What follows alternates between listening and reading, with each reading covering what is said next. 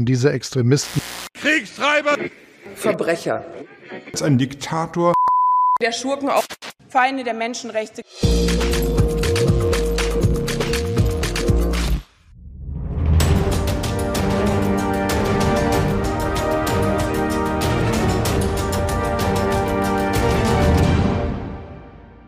Nemám absolútne žiadny problém s tým, že delegácia Progresívneho Slovenska sa vydala do Kieva.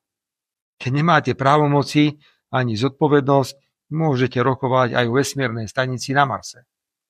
Najnebezpečnejšie na ukrajinskej misii PSK je však to, že poboskali Zelenskému prsteň a sľúbili mu v prípade vládnej moci podporu pre členstvo Ukrajiny v NATO, čo dnes nechcú ani Spojené štáty americké. A rovnako sľúbili účasť slovenských vojakov v západných ozbrojených silách, o umiestnení ktorých na Ukrajine sa dnes otvorene hovorí prakticky na celom svete.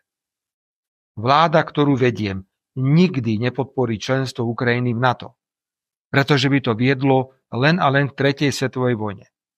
To si všetci zodpovedne uvedomujú, okrem našich slovenských progresívcov.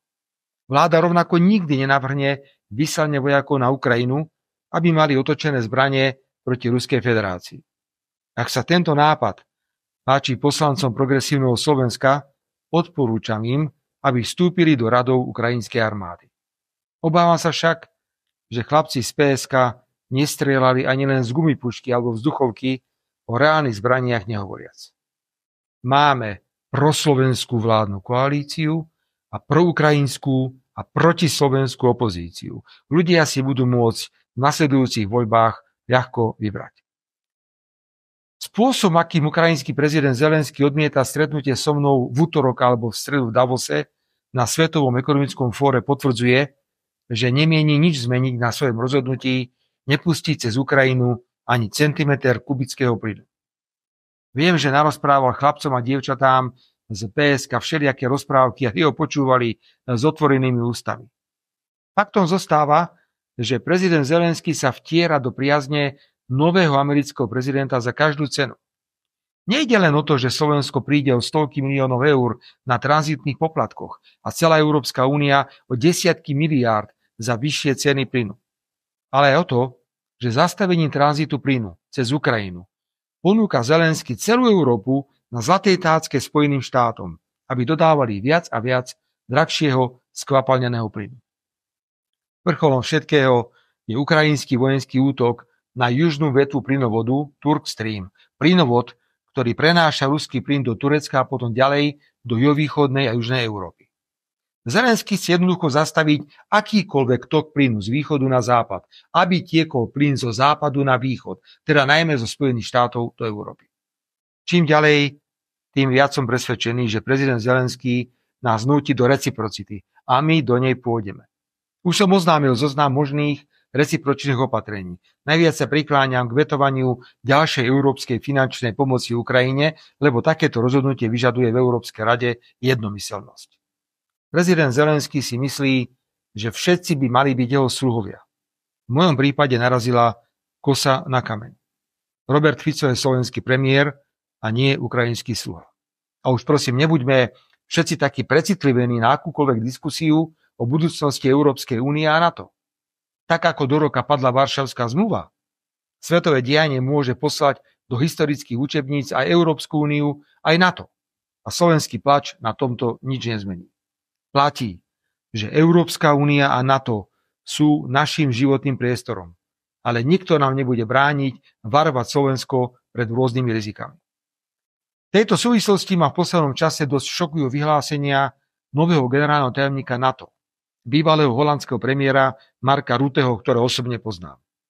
Vraj Ukrajina je teraz príliš slabá, aby mohla rokovať o miery. V poriadku, milý Mark, tak koľko Ukrajincov a Rusov musí byť ešte zabitých, aby Ukrajina bola dosť silná? Viem, že tebe to je jedno, ale mne nie. Alebo že budeme všetci zvyšovať výdavky na obranu, alebo sa učiť po rusky. Milý Mark, 2 roky západná propaganda šírila, že Ukrajina vyhráva vojnu nad Ruskom na celej čiare, že Rusi utekajú a nie sú schopní udržať okresnú cestu. Kto má teraz veriť propagande, že Rusi sa zastavia dobre, že nie až na pobreží Atlantiku? Nemôžem si na záver odpustiť frajera.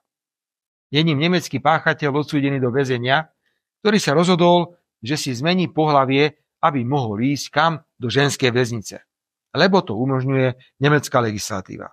Všetci vieme, že to je hlúposť non plus ultra. Ale korektnosť nám bráni nahlas zakričať, že sme už úplní idioti, ak toto mienime tolerovať. Aby boli naši priatelia v LGBTI komunite ticho, neurobíme nič proti tomu, aby nejaký magor neonacista nechodil s pindiurom po ženskej väznici a do sítosti si neužil nepodmienečný trest odňatia slobody. Sľubujem vám, že o pár dní prídem s vážnou iniciatívou v kultúrno-etických otázkach.